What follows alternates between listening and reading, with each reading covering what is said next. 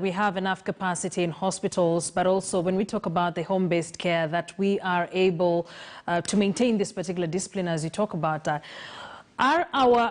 Is our health system overwhelmed currently? We're getting a lot of reports of hospitals slowly filling up, county governments and their hospitals complaining that they do not have enough capacity.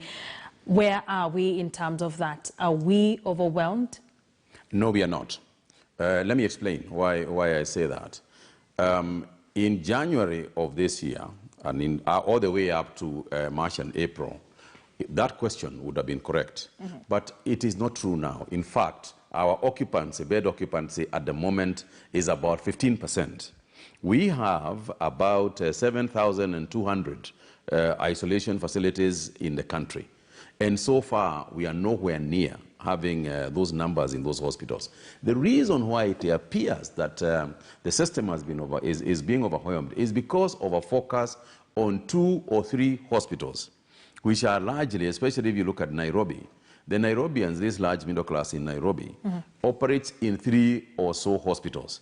Those hospitals have very little capacity in terms of ICU and in terms of HDU facilities. For example, the big one now is Nairobi Hospital that has about 77 beds.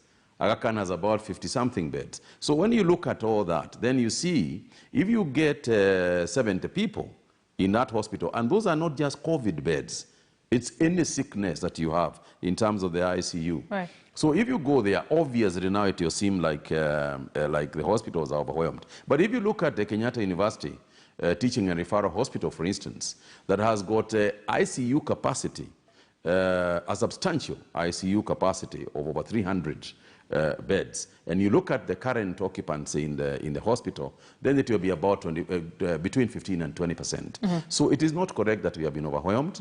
Some hospitals where we tend to go to are the ones that have got that are being overwhelmed, right. But the country is not overwhelmed. Something else that's very worrying, the number of deaths, numbers spiked, especially in the month of October. Is there a specific reason why we are seeing a surge in the number of deaths? What are we pegging this on? First and foremost,